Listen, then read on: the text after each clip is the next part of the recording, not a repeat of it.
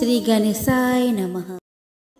दोस्तों, भीष्म पंचक व्रत की शुरुआत देवउठनी एकादशी से होती है और इसका समापन कार्तिक पूर्णिमा के दिन होता है। इस तरह से भीष्म पंचक व्रत का पालन 5 दिनों तक किया जाता है। इसे पंचभिक्का और विष्णु पंचक के रूप में भी जाना जाता है। मान्यताओं के अनुसार इन 5 दिनों में जो व्यक्ति सच्चे मन से उपवास रखता है उसे उसके सभी पापों से मुक्ति मिल जाती है। इसके अलावा यह व्रत बच्चों के अच्छे स्वास्थ्य के लिए भी रखा जाता है। दोस्तों, इस साल भीष्म पंचक व्रत का आरंभ आज से ही हो रहा है और इसका समापन 15 नवंबर 2024 को होगा। इस पर्व को पंचभिक्खु के नाम से भी जाना जाता है। कार्तिक स्नान करने वाले लोग पूरे विधि विधान से इस व्रत को रखते हैं। पौराणिक मान्यताओं के अनुसार जब महाभारत के युद्ध में पांडवों की जीत हुई तब श्री कृष्ण भगवान पांडवों को भीष्म पितामह के पास ले गए। बारों की सैया पर लेटे हुए भीष्म पितामह सूर्य के उत्तरायण होने की प्रतीक्षा कर रहे थे। तब श्री कृष्ण ने भीष्म से पांडवों को कुछ ज्ञान प्रदान करने का अनुरोध किया। कृष्ण भगवान के अनुरोध पर उन्होंने पांडवों को राजधर्म, वर्ण धर्म और मोक्ष धर्म का ज्ञान दिया। कहते हैं कि कार्तिक शुक्ल पक्ष की एकादशी से लेकर पूर्णिमा तिथि तक यानी कि कुल 5 दिनों तक भीष्म द्वारा ज्ञान देने का यह क्रम चलता रहा। भीष्म द्वारा पूरे 5 दिनों तक ज्ञान देने पर श्री कृष्ण ने कहा कि आपने जो इन 5 दिनों में यह ज्ञान दिया है, आपसे ये 5 दिन बहुत ही मंगलकारी हो गए हैं। भविष्य में यह 5 दिन भीष्म पंचक के नाम से जाने जाएंगे। कहते हैं कि भीष्म पंचक व्रत कथा का पाठ सबसे पहले ऋषि वशिष्ठ, ऋषि भृगु और ऋषि गर्ग ने किया था। फिर इसके बाद से महाराजा अम्बरीश ने इस व्रत का पालन किया था। भीष्म पंचक व्रत की कथा भीष्म पितामह को समर्पित है। कहते हैं कि प्राचीन समय में कानपुर में सोमेश्वर नाम का एक गरीब ब्राह्मण रहता था जो भगवान विष्णु का परम भक्त था। वह हमेशा ही कार्तिक महीने में गंगा स्नान कर भगवान विष्णु की पूजा किया करता था। एक बार बीमार होने की वजह से वह किसी तरह गंगा घाट तो पहुंच गया, लेकिन घाट की सीढ़ियां नहीं उतर पाया। ऐसे में वह वही आराधना करने लगा। एक दिन भगवान विष्णु वृद्ध ब्राह्मण के रूप में उसके पास पहुंचे और सोमेश्वर से पूछा कि इस अवस्था में तुम यहाँ क्यों आए हो। इस पर निर्धन ब्राह्मण ने कहा कि वह उन्हें दुखों को दूर करने का उपाय बताए। तब वृद्ध ब्राह्मण के रूप में पधारे भगवान विष्णु ने कहा कि कार्तिक माह की एकादशी से पूर्णिमा तक 5 दिन को भीष्म पंचक कहा जाता है। अगर इन 5 दिनों में गंगा पुत्र भीष्म को जलदान दिया जाए, इसके साथ ही गंध, अक्षत, पुष्प आदि द्वारा पूजा किया जाए और भगवान विष्णु की विधि विधान से पूजा किया जाए तो मनुष्य के सभी दुख दूर हो सकते हैं। इसके बाद गरीब ब्राह्मण ने यह व्रत किया जिससे उसके सभी दुख दूर हो गए। दोस्तों, किसी गांव में एक साहूकार था। उसका एक बेटा व बहू भी थे। बहू कार्तिक माह में रोज सवेरे उठकर गंगा स्नान के लिए जाती थी। सुबह जल्दी जाते समय वह किसी भी पराई पुरुष का मुंह नहीं देखती थी। एक राजा का बेटा भी सुबह सवेरे गंगा स्नान के लिए जाता था। वह हैरान होता था कि मैं इतनी जल्दी उठता हूँ स्नान के लिए, लेकिन कोई है जो मुझसे भी जल्दी उठकर नहा लेता है। कार्तिक माह के 5 दिन बचे थे कि एक दिन साहूकार की बहू स्नान करके वापस जा रही थी। उसी समय राजा का बेटा स्नान के लिए आ रहा था। आवाज सुनकर वह जल्दी जल्दी जाने लगी, लेकिन जल्दबाजी में उसकी माला मोजरी छूट गई। राजा के बेटे ने उसके माला मोजरी उठा ली और सोचने लगा कि जिस स्त्री की यह माला मोजरी इतनी सुंदर है, वह स्त्री कितनी सुंदर होंगी। उसने पूरे गांव में मुनादी करवा दी कि जिसकी तरह माला मोजरी है वह 5 रात मेरे पास आएगी। साहूकार के बेटे की बहू ने कहलवा दिया कि मैं 5 रात आऊंगी, लेकिन किसी को साख भरने बैठा देना। राजा के बेटे ने एक तोते को पिंजरे में बंद कर गंगा किनारे पेड़ पर टांग दिया। बहू सुबह के समय आई, पहले पेड़ी पर पैर रखा और बोली कि हे कार्तिक के ठाकुर राई दामोदर, 5 पांडु, 6 नारायण, भिक्खम राजा, उस पापी को नींद आ जाए। राजा के बेटे को नींद आ गई। बहू नहा धोकर चलने लगी तो तोते से बोली कि सुबह सुबह तेरे गल डालूंगी हीरा, मेरी साक भरियो बीरा। सुबह बोला कि कोई बीर भी साक भरता है क्या? वह फिर बोली सुबह सुबह सुबह तेरे पग घालूंगी नेवर, साक भरियो मेरे देवर। सुबह ने कहा कि ठीक है भाभी, मैं तेरी साक भरूंगा। वह तो कहकर चली गई। राजा का बेटा हड़बड़ा कर उठा और सुबह से पूछा कि सुबह सुबह वो आई थी, कैसी थी? सुबह बोला कि आभा की सी बिजली, होली की सी झल, केला की सी कामिनी, गुलाब का सा रंग। अगले दिन राजा के बेटे ने सोचा कि आज मैं अपनी अंगुली में चीरा लगाऊंगा और इससे मुझे नींद नहीं आएगी। अगले दिन राजकुमार अंगुली में चीर लगाकर लेट गया।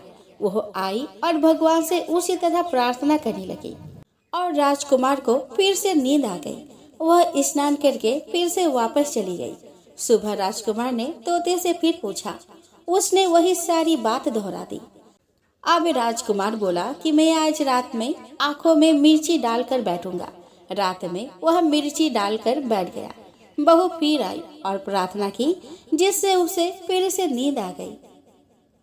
राजकुमार ने तोते से बहू के आने की बात पूछी। उसने फिर बता दिया।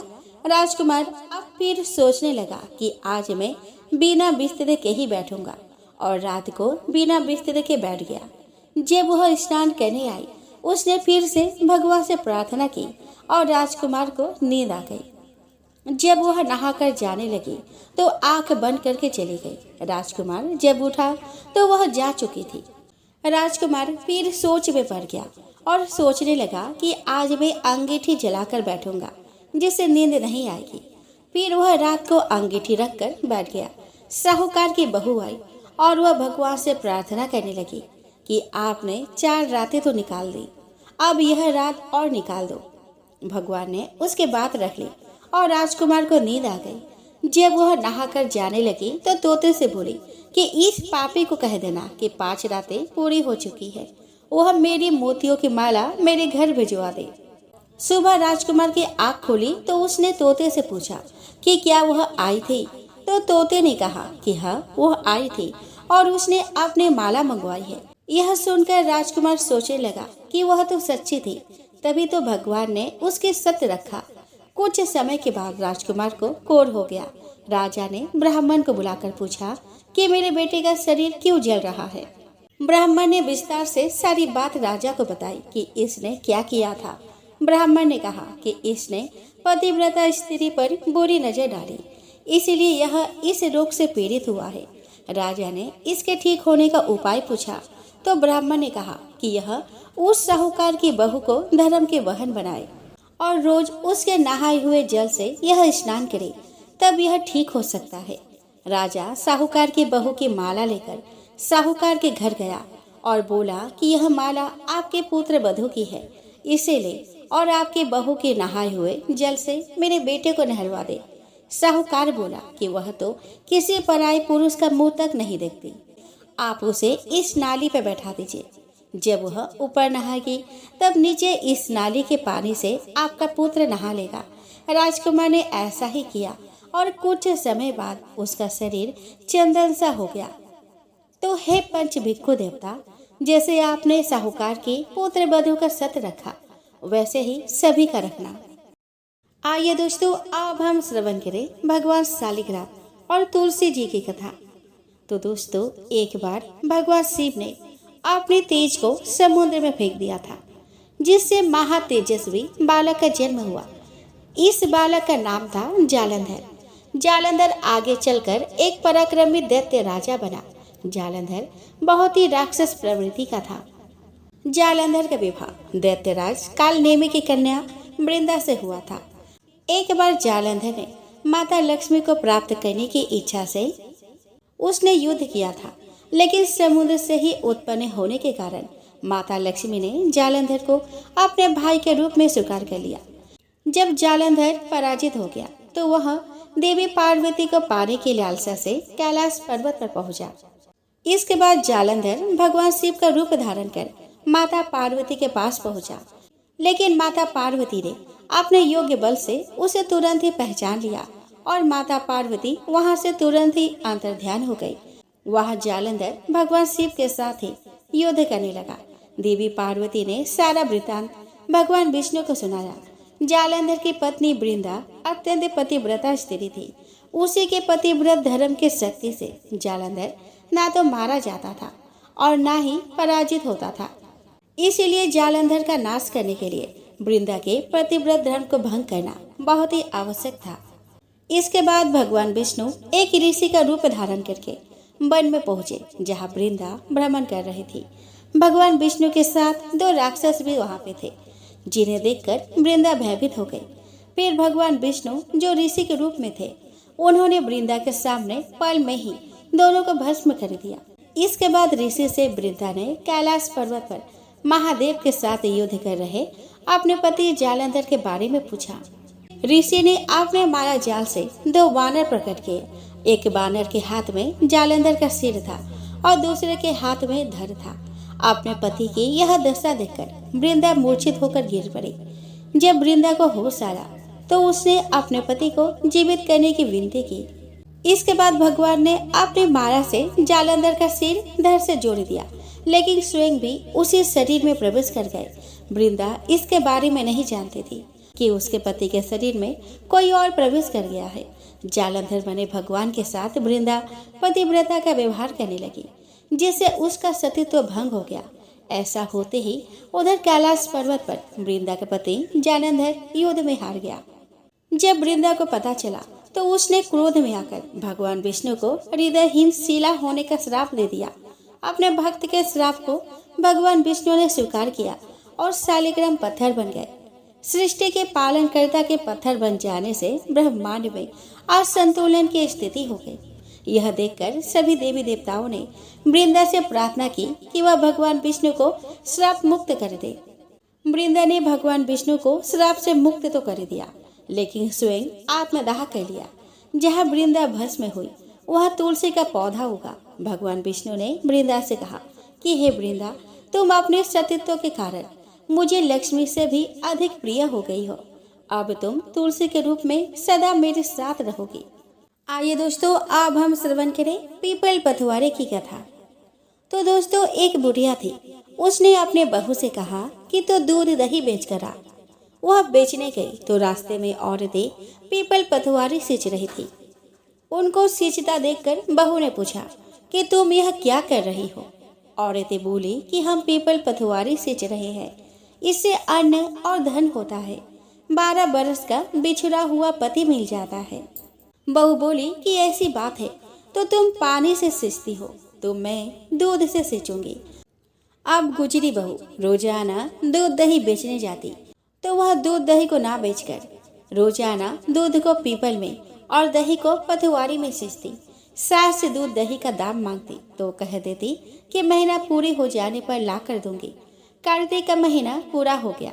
पूर्णिमा के दिन बहू पीपल पथवारी के पास जाकर बैठ गई। कार्तिक का महीना पूरा हो गया। पूर्णिमा के दिन बहू पीपल पथवारी के पास जाकर बैठ गई। पथवारी ने पूछा कि तुम मेरे पास क्यों बैठ गई हो। बहू बोली कि सासू दूध दही का दाम मांगेगी। पीपल पथवारी बोली कि मेरे पास क्या दाम रखा है, ये भरा डींडा पान पतुरा, इसको ही लेकर जा। बहू ने वही ले जाकर कोठरी में रख दिया और डर के मारे कपड़ा ओढ़ कर सो गए। सासू बोली कि पैसे लाई बहू। बहू बोली कि कोठरी में रखे हैं। सासू ने कोठरी खोल के देखी तो देखा कि हीरा मोती जगमगा रहे हैं। सासू बोली कि बहू इतना धन कहाँ से लाई। बहू ने आकर देखा तो सच्ची में ही धन भरा हुआ था। बहू ने सास को सारी बात बता दी। सास ने भी कहा कि अब के कार्तिक में मैं भी पथवारी सींचूंगी। कार्तिक आया, सास दूध दही तो बेच आती, हांडी धोकर पीपल पथवारी में चढ़ा देती। आकर बहू से कहती कि मेरे से दाम मांगो। वह कहती कि सासू जी, कोई बहू भी दाम मांगती है, मगर सासू कहती है कि तुम मांग। बहू बोली कि सासू जी पैसे ले आओ। तो सास पीपल पथवारी के पास जाकर बैठ गई। पीपल पथवारी ने सास को पान पतूरा भरा डींडा दे दिया। उसने उसे लेकर कोठरी में रख दिया। बहू ने खोल कर देखा तो उसमें कीड़े मकोड़े बिलबिला रहे हैं। बहू ने कहा कि सासू जी, यह क्या, सास ने आकर देखा और बोलने लगे कि पीपल पटवारी बड़ी दोगली पटपिटन है, इसको तो धन दिया और मुझको कीड़ा मकोड़ा दिया। तब सभी कोई बोलने लगे कि बहू तो सत की भूखी सींची थी, तुम धन की भूखी। तो है पटवारी माता, जैसा बहू को दिया वैसा सबको देना, जैसा सास को दिया वैसे किसी को ना देना। आइए दोस्तों, अब हम श्रवण करें गणेश जी की कथा। दोस्तों, एक गांव था जिसमें एक सेठ अपने परिवार के साथ रहता था। सेठ का गांव और आसपास के शहर में बड़ा व्यापार था। सेठ जी का गणेश जी में बहुत विश्वास था, क्योंकि उनका मानना था कि उसके परिवार की हर खुशहाली के कारण वे ही थे। नियम अनुसार रोज वो नदी पर नहाने जाते और आकर गणेश जी की पूजा करते, उन्हें भोग लगाते और फिर स्वयं भोजन करते थे। यह बात सेठानी जी को अच्छी नहीं लगती थी। वह धार्मिक नहीं थी और ईश्वर में इतना विश्वास नहीं रखती थी। एक बार सेठानी जी ने सोचा कि यह इतना गणेश जी को मानते हैं, गणेश जी की पूजा करते हैं, इससे होता क्या है? आज तो देखती हूँ कि वो कैसे गणेश जी की पूजा करते हैं। अगले दिन जब सेठ जी नदी पर नहाने जाते हैं तो सेठानी जी गणेश जी की मूर्ति को उठाकर मूर्ति को कपड़े में ढककर बगीचे में जमीन में दबा देती है। जब सेठ जी नदी पर से नहाकर घर आते हैं और देखते हैं कि गणेश जी की मूर्ति तो मंदिर में नहीं है, तब वह सेठानी जी से पूछते हैं कि गणेश जी की मूर्ति मंदिर में नहीं है, कहाँ गई? तो सेठानी जी बोलती है कि मुझे मालूम नहीं। उस दिन मूर्ति को घर में बहुत ढूंढा जाता है, क्योंकि गणेश जी को भोग जो लगाना था। इसके बिना सेठ जी खाना नहीं खाते थे। सेठ जी बहुत उदास हो जाते हैं और गणेश जी से प्रार्थना करते हैं कि हे प्रभु, लगता है आप मुझसे नाराज हो गए हैं और कहीं चले गए हैं। अब जब तक आप वापस नहीं आते मैं खाना नहीं खाऊंगा।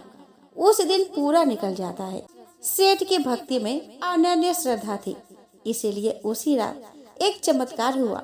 सेठ को सपना आया जिसमें वे एक छोटे से चूहे के साथ खेल रहे थे और चूहे को खाने के लिए लड्डू देते हैं।